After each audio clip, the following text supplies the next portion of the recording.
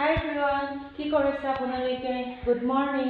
মই এইমাত্ৰ ব্ৰেকফাষ্ট কৰি আজৰি হৈছোঁ আৰু এতিয়া দুপৰীয়াৰ ভাতৰ কাৰণে যোগাৰ কৰিবলৈ কিটচেনলৈ আহিছোঁ।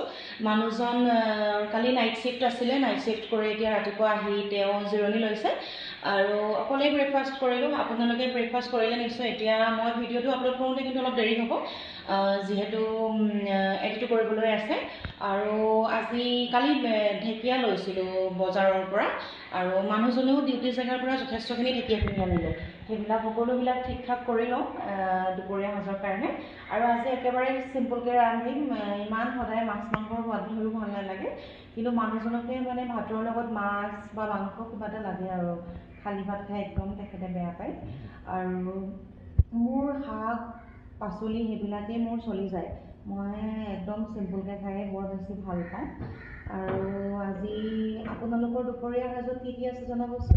আৰু আজি বতৰটো বিৰাট ধুনীয়া কৰিছে, জানেনে? দুলীয়াজনত ইমান ধুনীয়া বতাহ মাৰিছে। আচলতে ৰাতিপুৱাৰ পৰা কামবিলাক কৰিয়েই বিৰাট ভাল লাগিছে। নহ'লে ৰাতিপুৱা শুই উঠোঁ ইমান বেছিকৈ ৰ'দটো দিয়ে, একো কাম কৰিবলৈও মানে মন নাযায়। এতিয়া নকৰিলেও নহয় আৰু মানে ইমানেই বেছি গৰম উঠে, একদম দুপৰীয়া লাগি যায় ৰাতিপুৱা আপোনাৰ 6টা বজাতে। কিন্তু আজি বৰ ধুনীয়া কৰিছে বতৰটো, ৰাতিপুৱাৰ পৰা কাম কৰিও খুব ভাল লাগিছে।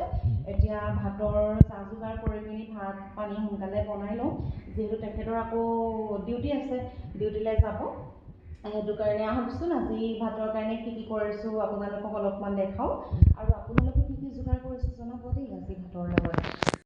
এয়া পোনপ্ৰথমতে ঢেকীয়াবিলাক চাফা কৰি লওঁ আৰু ফ্ৰেঞ্চ বিন যিবিলাক বনাম সকলোবিলাক কাটি মেলি আজৰি হৈ লওঁ।